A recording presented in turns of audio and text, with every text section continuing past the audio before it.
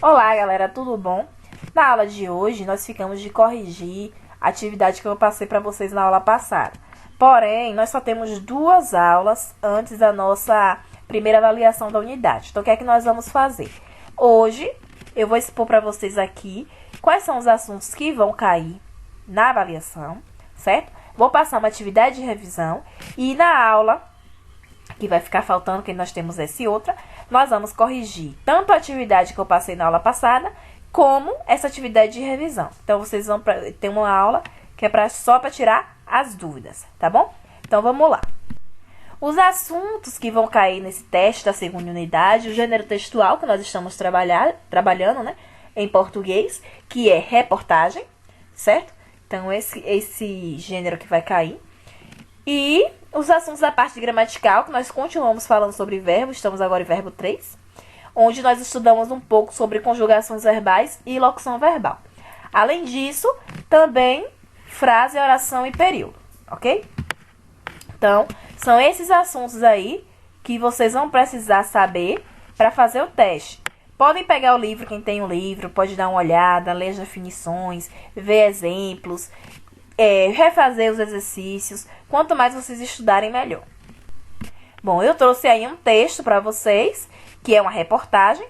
O tema é: à meia-noite levarei seu sono, certo? A gente já viu até um pouco sobre esse texto em uma outra aula, certo? Mas aí tem algumas informações a mais que vocês deverão ler para responder a atividade que vem aí posteriormente. Então, leiam com bastante atenção.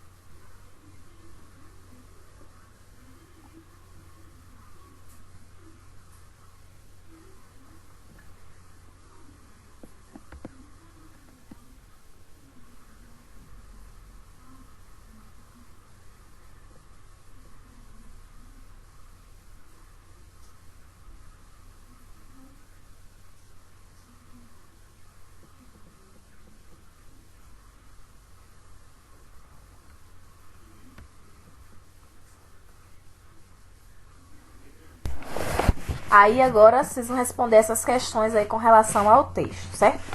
Aí a primeira questão diz: o texto da reportagem traz informações sobre os teens. Responda no seu caderno. Quem são esses teens? Onde vivem? Quando acontecem os fatos relatados? E por que esses teens, para eles, é muito difícil voltar ao ritmo escolar? Aí vocês vão responder. Na segunda questão diz assim: como o repórter caracteriza o uso da internet e do celular? E da internet no celular.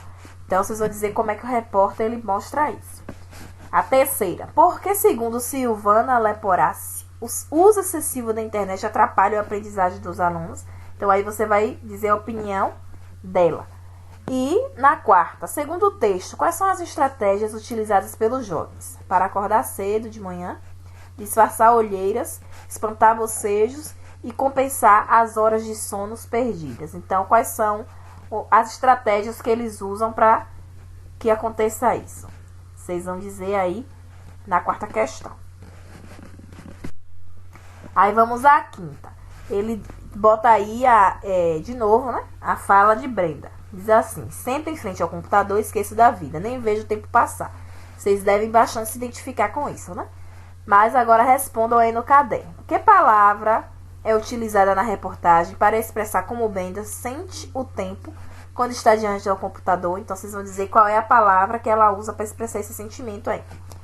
Letra B, como a ciência explica esse fato? E a letra C, qual é a sua opinião, então é resposta pessoal, sobre o fato da adolescente esquecer-se da vida diante da tela do computador. Com isso, com você, isso também acontece, então vocês também se sentem assim? Provavelmente a maioria vai dizer que sim, né? E vocês, quando estão na frente do computador de celular, se empolgam. Mas vamos aí à sexta questão. A reportagem apresenta a opinião de Cristiano Nabuco e Gustavo Moreira. São especialistas que estudam a dependência da internet. Aí a letra A pergunta: esses especialistas participam de que instituições? E por que essa dependência interessa a quem estuda distúrbios de sono? Vocês vão dizer.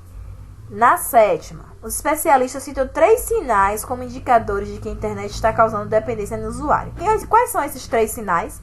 Vão lá no texto e veja quais são. E depois de conhecer os critérios dos especialistas, como você se avalia, então você vai avaliar você com relação a isso. Se você acha que você é considerado ou pode ser considerado um dependente da internet, sejam sinceros. Se for dependente, pode ser. E se for, explique. Se não for, também explique. E aí, a oitava questão, que a reportagem ela traz um quadro. Não sei se vocês lembram quando eu coloquei para vocês uma outra aula, que ele fala sobre os efeitos da falta de sono e dá alguns conselhos para ter um ritmo de sono adequado. Então, vocês vão ler aí atentamente e depois vocês vão responder. Em sua opinião, qual dos efeitos da falta de sono é o pior? Qual desses aí você acha que é o pior de todos? O mau humor, a dificuldade para operar equipamentos da forma adequada? Vocês vão dizer qual é que é o pior para vocês. Certo? A obesidade, dificuldade de fixar novos conteúdos, por aí vai. E a letra B, dos conselhos sobre as formas de conseguir acertar o ritmo do sono, qual deles, em sua opinião, é mais fácil de seguir? Então, aí, dá alguns conselhos para vocês melhorarem o ritmo do sono. Qual deles vocês acham que para você, pessoalmente, seria mais fácil de seguir? Vocês vão colocar aí. Aí saímos do gênero textual e vamos começar agora a parte gramatical, certo? Primeira questão da parte gramatical, eu trouxe para vocês uma tirinha. E nessa tirinha, vocês vão observar que tem uma locução verbal, certo? Aí na letra A pergunta assim: observa a locução verbal, poderá resistir e responda. Nós vimos que o verbo ele pode ser auxiliar e principal, né? Aí ele pergunta: qual é o verbo auxiliar? Vocês vão dizer. E em que pessoa e número ele está? Lembra, a pessoa é o quê? Primeira, segunda ou terceira. Em número, singular ou plural, vocês vão dizer. E qual é o verbo principal? Em que forma nominal ele está? Lembra quais são as formas nominais? Então, tá na hora de lembrar. E como ficaria o verbo principal nas outras 2 formas nominais? Quais são, gente, as formas nominais? Particípio, gerúndio e infinitivo, né? Então, vocês vão ver em qual esse verbo tá. Aí vão colocar. E depois, vocês vão colocar nas outras 2 formas nominais. E depois diz assim: substitua a locução verbal em destaque por um verbo correspondente. Um dia você poderá resistir e vai tomar banho. Então, você poderá resistir, você pode substituir por que verbo? Você pode colocar um verbo só aí, que vai dar o mesmo sentido. Qual é? Você vai completar aí a frase. Na letra B diz assim: na tirinha aparecem outras 4 locuções verbais. Não é só essa que a gente viu até agora. Então, eu quero que vocês digam quais são essas locuções. Coloquem aí. E na letra C, agora que você já sabe todas as locuções verbais que está aí na tirinha, eu quero que vocês reescrevam o diálogo entre os personagens, substituindo essas locuções por um verbo. Então, vocês vão pegar locuções verbais, vão tirar elas e botar um verbo só que dê o mesmo sentido à frase. Não mude o sentido, mas em vez de ser locução, vai ser verbo.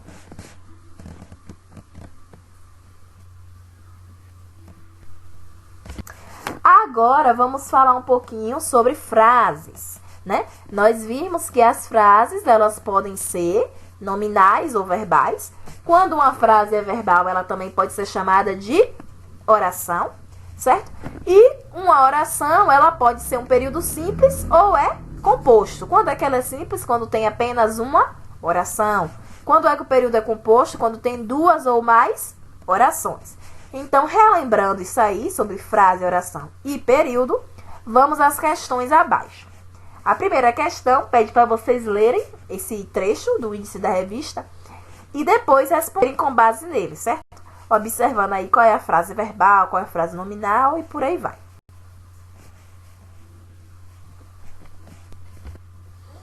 Na letra C, diz assim: se o editor da revista quisesse uniformizar a escrita das frases, como deveria ser escrita as duas únicas que contêm verbo? Então, vocês vão olhar direitinho quais são as frases que têm verbo para responder aí, certo?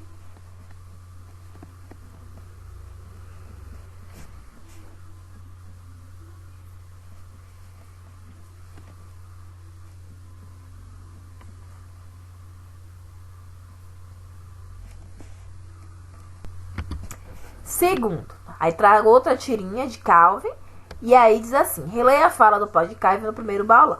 Calvin, sua mãe e eu vimos seu boletim e achamos que sua nota podem melhorar.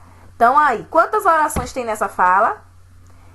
Sendo, depois que vocês acharem quantas orações tem, vocês vão dizer qual é a classificação desse período.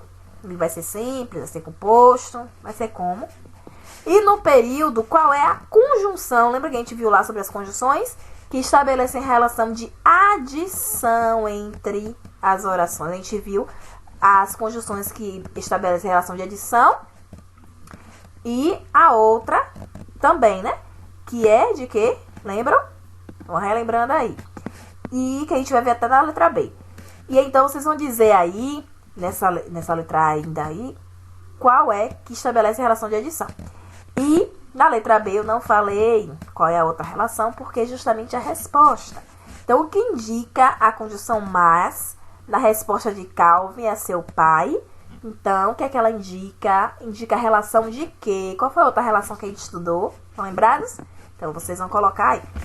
E terminamos. Então, como já só para recapitular, na próxima aula vamos corrigir a atividade que eu passei para vocês na aula passada, ok? E também vamos corrigir essa atividade de revisão. Então, estudem direitinho, que daqui uns dias já vai começar as avaliações de vocês, para vocês estarem craques, para tirar nota boa, tá bom? Até a próxima, foi um prazer estar com vocês novamente.